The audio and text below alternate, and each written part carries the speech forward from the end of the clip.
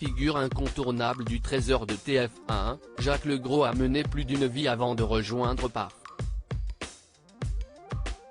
La carrière du journaliste ne tient pas qu'à un hasard.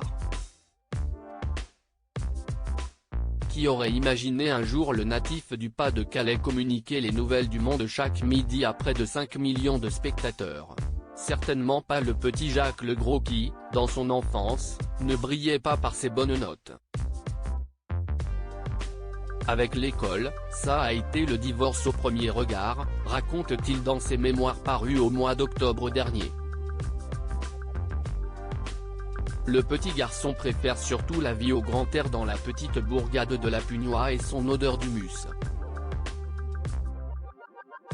Malgré son peu d'appétence pour les salles de classe, Jacques Legros parvient à décrocher son bac avant de partir explorer le monde.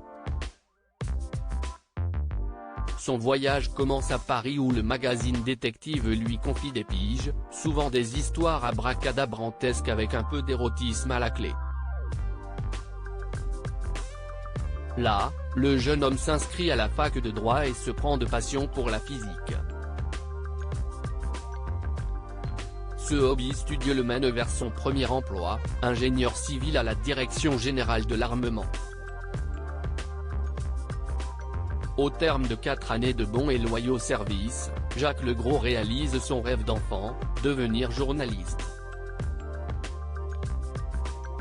Il postule ainsi au culot pour rejoindre l'antenne de Radio France à Avignon, se faisant passer pour un vrai journaliste à l'aide d'une amie, quant à elle, dans la profession. C'était le début de l'ascension vers la gloire. Cette remarque de Jacques Legros qui ne passe pas l'ancien joker de Jean-Pierre Pernaut n'a pas que des mots tendres pour son aîné dans ses mémoires.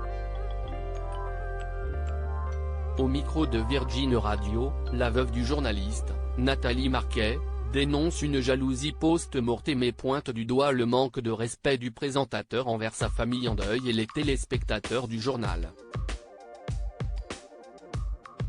Quoi donc à répondre Jacques Legros à l'ancienne Miss France qui l'accuse d'avoir fait des coups de pète à son mari? Si est son problème, elle est libre de dire tout ce qu'elle veut.